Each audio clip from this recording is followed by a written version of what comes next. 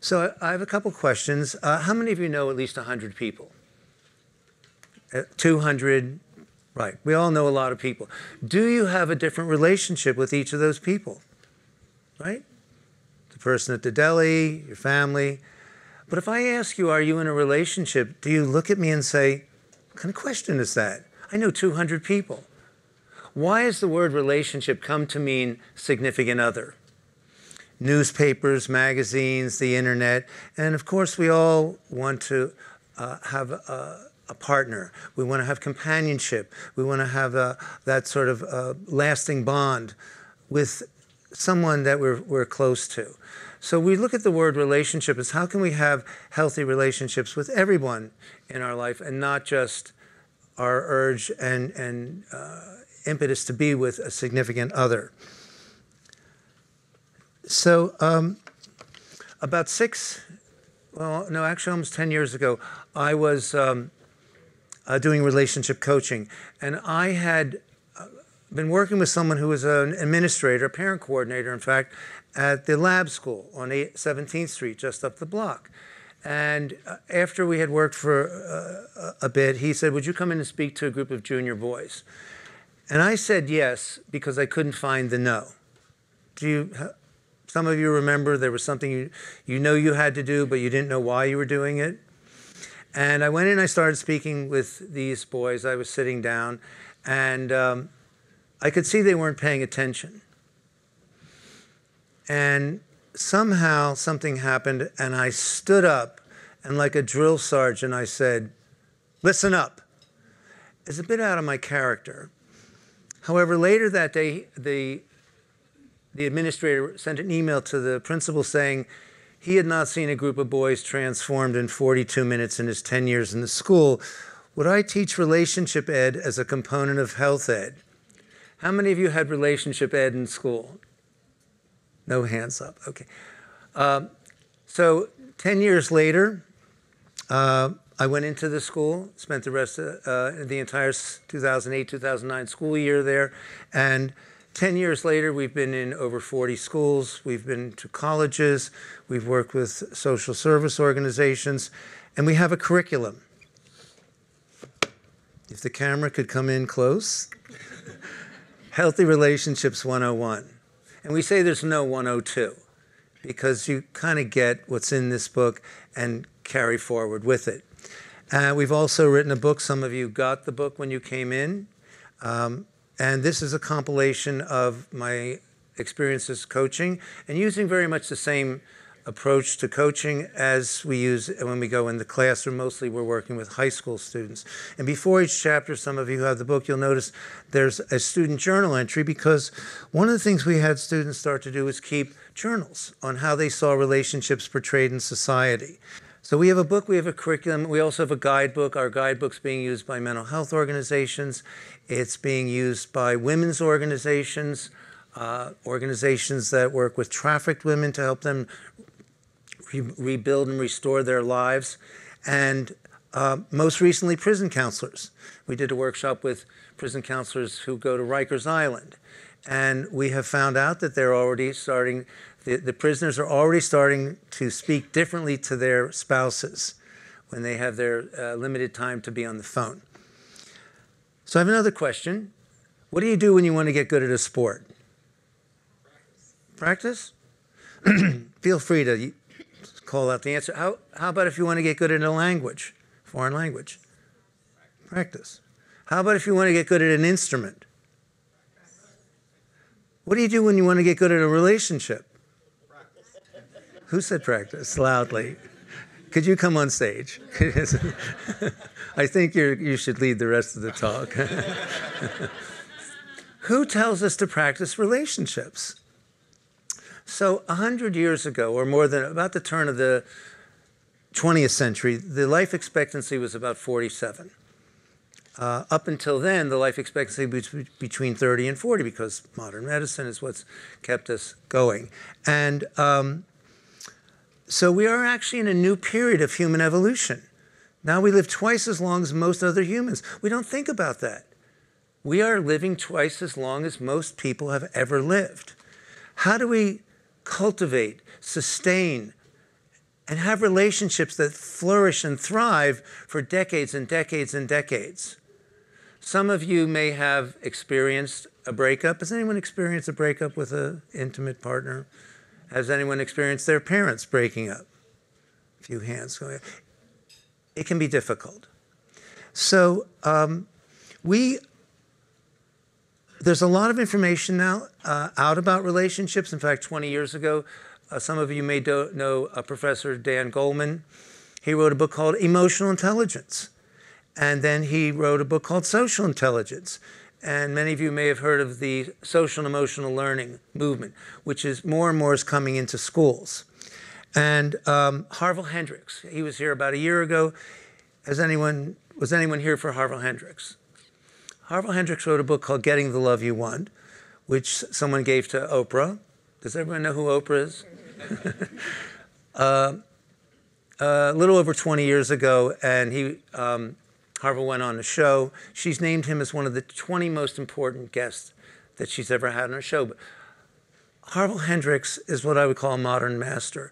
I was fortunate enough to sit in on one of his workshops, and he can read people. He can read how people are in relationships. And I saw people that hadn't slept in the same room for 25 years, crying, holding each other, ready to do it over again. So I recommend his book, Getting the Love You Want. And I recommend that you look into other relationship authors because it's so much a part of our life. Has anyone heard of Tony Porter? He has an organization called A Call to Men. And he has an extraordinary YouTube video, a TED Talk. It's 3 million viewers. Amazingly inspiring. And we show it in the classroom. So these people, I think, amongst many others, should be household names, given how we are challenged by relationships and learning to respect each other. And so how many of you have been in therapy? A few hands went up.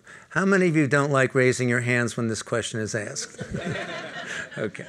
Well, I went to therapy, and I spoke about my parents, and I blamed my father and my mother for my problems. And then one day I asked myself, well, who instructed them? My grandparents were born when the light bulb was relatively new. What did they know? It was about survival. Would we have enough food? Would we be able to keep warm at night? So there came the day when I realized my parents were doing the best they could. My father lived through the Depression. I hardly ever saw him. He had a wholesale toy business before the big toy companies came along and all the little toy stores went away. And I would say my mom was very lonely and probably depressed because my dad was never around. And so I didn't have a male mentor. I didn't have a male role model. And that affected my childhood and my outlook on life. So we're going to look at, has anyone blamed their parents for anything? I just hear smiles. And they didn't do anything wrong. Keep in mind, you may have spent time with your grandparents who shower you with love because they didn't have to deal with your growing years. But what was it like for your parents to grow up with your grandparents? And if your grandparents split up, and if your parents split up. So there's this disruption that goes on in relationships, and it affects all of us. Okay. Okay, we're going to do a quick exercise. Everyone has a handout. Empathy. There's the dictionary definition. The ability to share and understand the feelings of another. Anyone want to describe empathy? What comes to mind when you think of empathy? There's a phrase that's fairly common. Feeling others' pain. Putting yourself in somebody else's. Right. But you can't put yourself in someone else's shoes when they're going through a difficult time. So I'd like everyone to pick a partner, an A and a B. The simplest would be A would have the longest hair. And if you have the longest hair but it's up, let's do this quickly. Everyone has the empathy exercise, if you'll take a look at it. So what A is going to do, and B, A, you're going to turn to B. You're going to tell them something that annoyed or disappointed you about transportation, the subway into work, something that happened at home with your sink, something that happened at work with a computer. Something simple, not something tragic, like, you know, my building blew up yesterday. There was a gas explosion. Something simple. Take a second, think about it. Everybody can think of something that's annoyed them. So B, you're going to go down the list. One after you can say, you think you had a tough time getting to work. Let me tell you about me. One-upping. Has anyone experienced one-upping? Yes. Or, maybe you should get up earlier. Has anyone experienced unrequested advice? Yes. Okay. So we're going to practice empathy blocking. Then we're going to practice what we call empathic listening. And there are books this thick on the neuroscience of empathy. But we're going to do something very simple. So A, are you ready? Turn to B, tell them something that annoyed or disappointed you. And B, you go down the list and block empathy.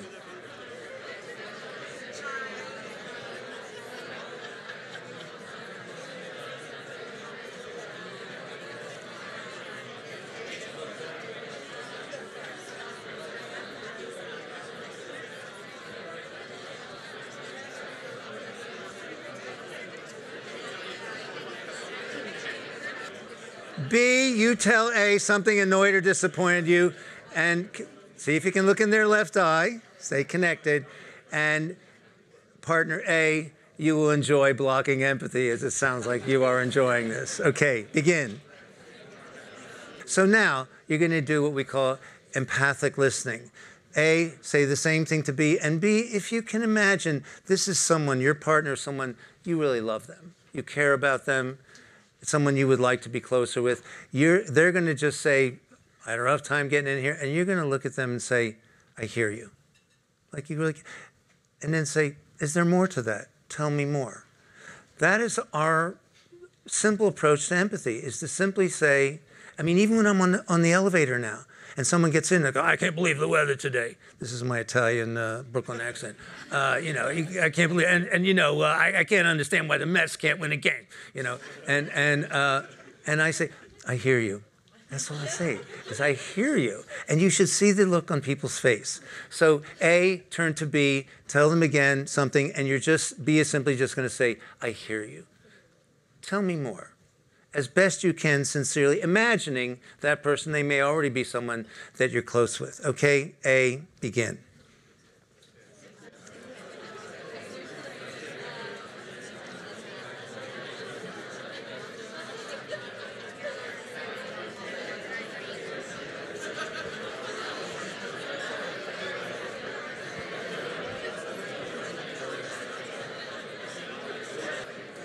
Moving on. Again, and would anyone like to share anything? Now, keep in mind, at the end, you may want to get the contact person of this person if they're a stranger, and they might become your empathy buddy. So you call them up and say, I got to tell you what happened. They say, tell me more. Because we all want to be received, right? How about when we were young? For some of us, we'd say to whoever it was, a grandparent, a parent, caretaker, later. And so that leaves something, a mark where are we not good enough to be heard? We all want to be received. This is our empathy exercise. And we have a chapter about it. And it starts with the empathy exercise. Okay. The ACEs. Has anyone heard of the adverse childhood experiences? Raise your hand if you've heard of the ACEs. Okay, fair number of people know about it. It's based on a study that was done by the CDC and Kaiser Permanente in San Diego in the mid-90s, where they had over 17,000 participants. And what they identified in this study was that they all, 2/3 of them had at least one ACE. Take a look at your ACEs list. There's 3 abuse, 2 neglect, 5 family challenges. Do some of you know people who have some of these ACEs? And are they struggling?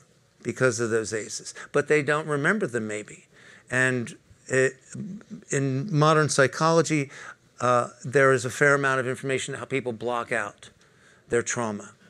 And then then they realize why they've had certain diseases. What they actually found is that there were health risks to this. The CDC is calling the ACEs the nation's worst health crisis, and it's least known because we don't want to talk about our shame.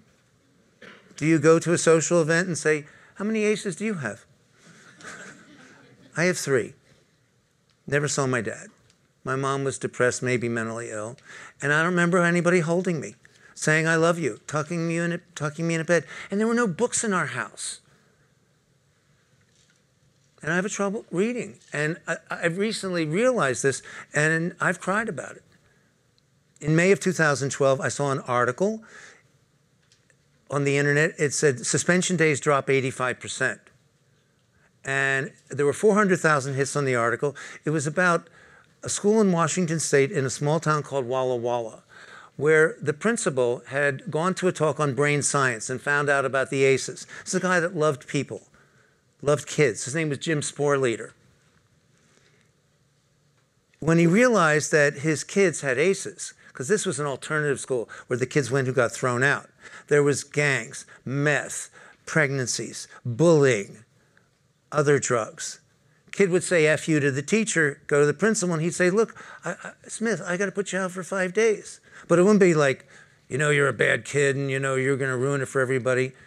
Now, Smith says F you to the teacher, goes to the principal. Instead of saying, what's wrong with you? He would say, what happened to you? Well, my dad's drinking. My mom's not around. There's domestic violence. The kid would calm down. And in a 3-year period, suspension days went from 796 to 135. Graduation rates went up 5 times.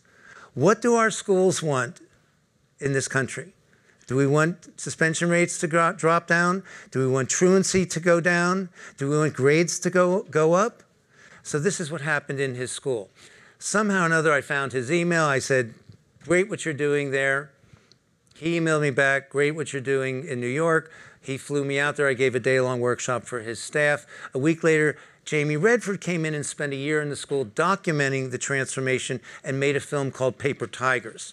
He's actually since made a film called Resilience and has organized a whole movement about the ACEs and building resilience. So what these children experienced was resilience. And what they had for the first time in their life was a stable, caring adult. ACEs affect the brain architecture. Adrenaline and cortisol floods into the brain, into the blood system, and there is a brain that has been abused. And next to it is a healthy brain. Look at the frontal lobe in the beginning. Do we know some people that might need some caring, stable love in their life? The brain has plasticity. It can regenerate. And that's what happened in this school. The kids' brains regenerated because their teachers and their administrators, the cafeteria workers, the janitors, all agreed when they looked at that kid, they looked at a student who had disruptive brain chemistry. So they saw this. Kids who did not have a behavior problem had a brain problem. Does everybody get that? Can that be something we can bring into our schools? The toughest kids are seen by teachers who are ready, and it takes time for a teacher who's been treated poorly by students for 25 years. It might not be so easy to see this, to see that their behavior is a coping mechanism and that their behavior is out of their control. So we've all seen things in the newspaper, on the internet, about these bad kids. In April, Oprah Winfrey went on 60 Minutes and talked about trauma-informed care and said it was the most important thing she had ever discovered. She said, that boy in Parkland, we have to ask not what's wrong with him, what happened to him. Who of us was asking that question? He was in and out of foster homes. What was his brain chemistry like? And the worst case scenario, which all takes us to the floor is when there's that kind of violence. So this is the ACEs study. I've been to 3 conferences this year with 600 participants, superintendents from whole school districts saying, we have to do it differently. How about that? The change we've been looking for, the stories we've heard about schools and the problems that are there, this is the piece of the puzzle that may help schools become safer and more productive. We have a piece that we introduced called Nonviolent Communication. And it's this book by Marshall Rosenberg. This book changed my life. And it's what we bring into schools. And it's a major part of what's in our curriculum. And by the way, Jim Sporleader has written a book which schools can now access, called The Trauma-Informed School. And another professor that I've met, Melissa Sadin, a very simple book, Teacher's Guide to Trauma. This is a typical page. There is so much in this book that could help teachers and help parents understand and support their children. Okay, nonviolent communication. Has anybody experienced this world? Anybody ever been judged? Judgment, blame, shame. Anybody grow up with this? A few of us, right? Okay. So we use if you look at your needs and feelings list, what is that? What is the needs and feelings list? I was taught as a boy, don't show your feelings. Be a man, man up. Tony Porter points this out in his TED Talk. So now, look at the needs list first. We know all these words. If you look in the middle row, who doesn't have a need for harmony? Raise your hand. Who doesn't have a need for peace of mind? Who has a need for order? Are there any artists in the room? Are paints scattered around? Do you find artists don't have the same need for order that, well, I have? Because I have an office and I want to keep it orderly. So I have a need for order. On the right side, under connection. How many of you have a significant other? Quite a few. Affection, acceptance, appreciation, care, closeness, belonging, empathy, inclusion, love, nurturing, companionship. A need at the bottom that I realized, having grown up in the situation I have a need for warmth. But I didn't know that till I had a list of what are my needs. So let's say teachers, what needs do they have? Competence, what do you have at Google? Effectiveness, efficiency, creativity, discovery. We're not thinking these words necessarily, but they are key words for an organization to succeed. Learning. In a significant other relationship, if you communicate in the beginning about your childhood and what your needs are. So let's say you have someone that grew up in punishing silence. They were alone. They meet someone who grew up with hovering, micromanaging, and controlling family members. Anyone grow up in that situation? Nobody. Okay. So they meet and they fall in love. But I don't fall in love anymore. I rise in love. Fall. These some of the phrases we use. I'd rather rise in love. So quickly, the person who needs inclusion says, you need space. If you look on your needs list, you'll see space. I laminate the needs and feelings list, and I carry it with me because I'm still learning. I have a lifetime of conditioning. Space. At the bottom under autonomy. And I say, or the person that needs inclusion says, I'm going to spend more time with my cousins and my friends because I know you need space. What need does that immediately meet? a few lines up, safety. Now it's safe to be around this person who needs inclusion, who wants to do everything together, and the person who needs space can say, go away. And that person doesn't feel, oh, look at your feelings list, sad, disappointed, anxious, frustrated, worried, confused. Now that they may feel those feelings, but a bond has been created where there's an understanding about needs and feelings. So this is what we bring into the classroom, is to get students familiar with who they are as needs, feelings, people. We go from this world, this is nonviolent communication. So what do you call someone that doesn't have any needs? Dead, right? Well, okay. So we have air, water, shelter, food, dead. So needs are about life. This is about our life force, our needs. So we can live in this world, a world of people and needs and feelings. And I'll finish with two quick stories.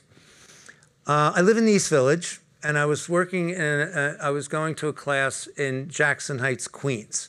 So I had 54 kids in the class. I went and bought, they didn't have money for journals. The kids keep journals. And I bought 54 journals, put them in 2 shopping bags, put it on my bike. Didn't have a city bike then, a few years ago. And I biked to the L train. Then I went on the L train to Union Square, and I took the 6 train to Grand Central. And then I took the 7 train to Jackson Heights and got off. And those of you who have been on an elevated subway, you come down part way, and there's a flat space. And as I neared the flat space, I saw someone coming up slowly. Then I saw someone with that hurried look in their face, and I thought, if they go around that person, I'm going to have to stop my tracks. And I remember thinking, don't. They did. I stopped in my tracks. First words came to mind: thoughtless, inconsiderate. I won't tell you what words would have come to my mind before I started doing this. As my foot touched the sidewalk, I said, I wonder what their needs are. Maybe they're going to see their Aunt Eva, who has an hour to live, who met their need for love, appreciation, affection, acceptance. Their strategy to meet their needs included cutting me off. But were they a bad person? Were they my judgments?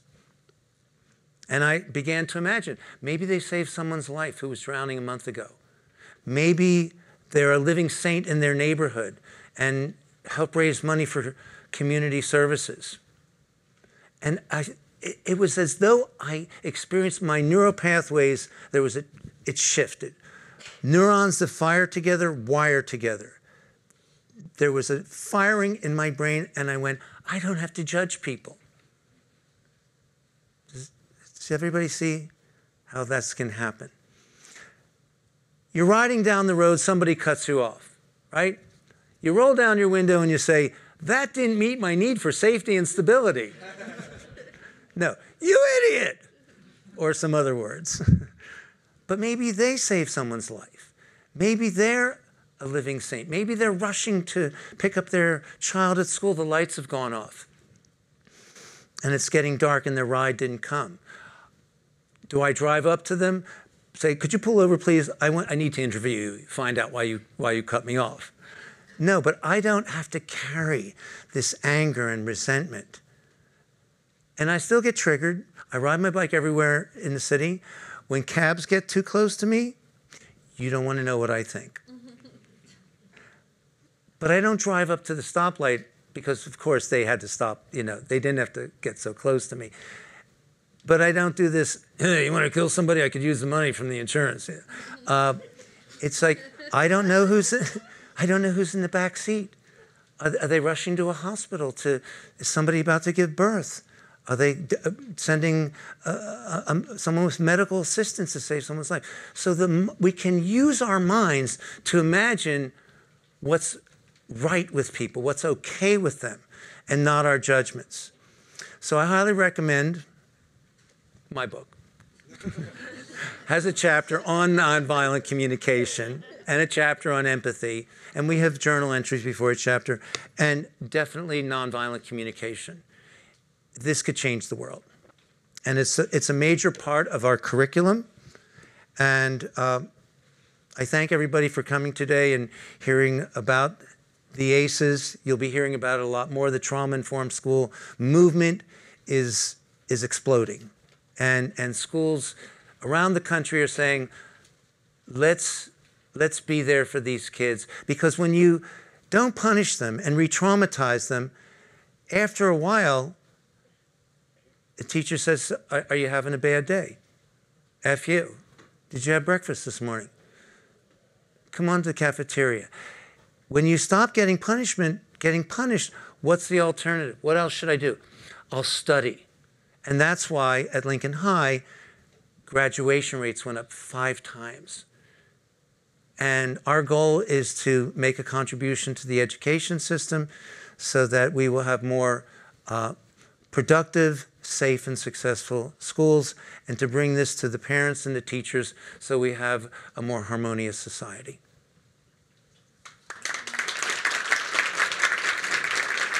Thank you, Michael. Since we have a little bit of time, I have a few questions, and we're going to also open up the mics on the side. If you've got questions for Michael about the program. I think there's kind of 2 buckets. One is relationships and how we are in the world, and the other is the work of taking this curriculum and this training and bringing it into schools. I'm curious, thinking at scale, what do you think it would take for relationship training, to be en masse, like a part of the common education system in the U.S.? It's a movement. There is actually a movement that's growing. And I think through educational publications, through teacher and administrator publications, and there's principal conferences, there's teacher trainings, the subject gets brought up and explained. And teachers and parents and administrators look at the brains, the structure of the brain. How can we contribute to the regeneration of neurons in this student's brain chemistry so that they will be successful and a contributor, and that the school will feel like they're home? So then thinking locally on this as a parent, yes, I want this in my child's school. What do you encourage parents to do to make this happen? Parents, first of all, have limited time. Most are working. At night, there are responsibilities in childcare. As best as possible, get to parent-teacher meetings, or at least be communicating and inquire, is there something going on around this trauma-informed school movement, trauma-sensitive school movement? We're very interested in it. We'd like to know about it. We'd like to have it considered for our school, because we've heard that it can bring about change that can make a difference. Okay. In terms of sort of the audience here at Google and a lot of technologists and people who create tools, how do you think, what can we do to make technology foster relationships rather than be something that divides us? I'm not sure. Technology has saved lives in many ways. I find it hard to read something that's harsh. I guess it's called trolling. It just hurts. I actually physically know who is. But I'm also thinking, who is that person? What are they going through? Instead of my judgments, what a jerk, how could they say this? It's changed the way I think. I don't like it. I feel pain. I feel sad. But technology it can bring people closer. It's a way to stay in touch with people. And just a quick note, caring thinking about you, how's your day? Something like that can pick you up, make your day. And instead of maybe statements and judgments, what do you think about this? A lot on people's minds are politics. And because I've learned not to judge. And I still judge when I start things going on in the political world. But I'm not making that person wrong because I don't know what their childhood was like. I don't know what their brain chemistry is like. I know their strategy to meet their need for acceptance, appreciation, a community, included a strategy to say, we like these people, but we don't like those people. So, and that, I feel sad. This is interesting because I think when we talk about empathy, I'm thinking about this other person and how can I think about them. But when you describe like, oh, try to, when you're reading trolling reviews and having some empathy for the person there, that seems like that's for me. That's something that almost seems like empathy is self-defense. I hear you.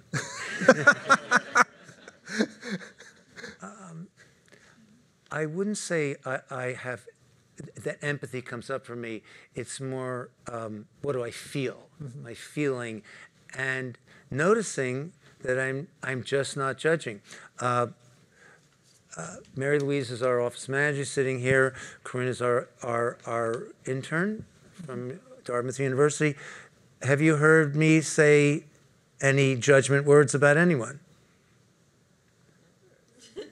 Except myself, maybe, right? Because it brings the atmosphere down. I don't know what's wrong with somebody. I'm just wondering what their unmet needs are. What are our unmet needs? And I just also want to mention, while people are still here, in New York, there's an amazing organization called New York Center for Nonviolent Communication, NYC-NVC. And they have monthly, the first Monday of the month, they have a buy donation, whatever you can spare, for an introduction to NVC. NYC-NVC that's where I've learned most of what I know about nonviolent communication. And this word nonviolent, we don't think of ourselves as violent people.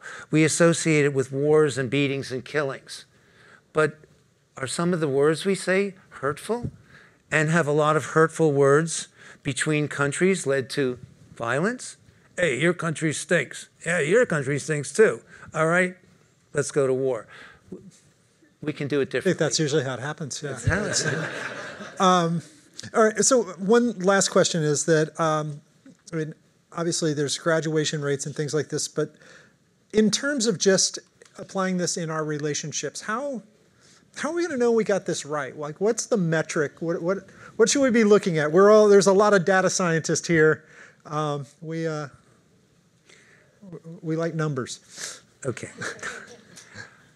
I only have one number for you at the moment. My friend Marissa's in the office. She's a relationship extraordinary. We've coached couples together. And one of the very first things that as couples, when we meet couples, they're blaming, shaming, right, wrong, should. We have them practice saying, tell me more. I hear you. Not defending, not criticizing back. I hear you. Tell me more. And we can see the transformation in their faces and their physiology. Is to add that to your vocabulary. It doesn't mean you won't criticize and defend, because that's been our programming for a lot of us. But simple words, I hear you. Is there more to that? Tell me more. And what are you feeling? What are you needing? Do you need affection, acceptance, appreciation? Are you feeling like you need space? Let's meet up in 20 minutes, because I had the toughest day at work. I need space. I need connection. That's the key word that I get from nonviolent communication is connection. Connection, connection, connection, which seems to go on here, a focus on connection, because you're connecting the world. and here you have the opportunity to connect with each other. Well, and on that note, no, thank you very much, Okay. Michael. Pleasure.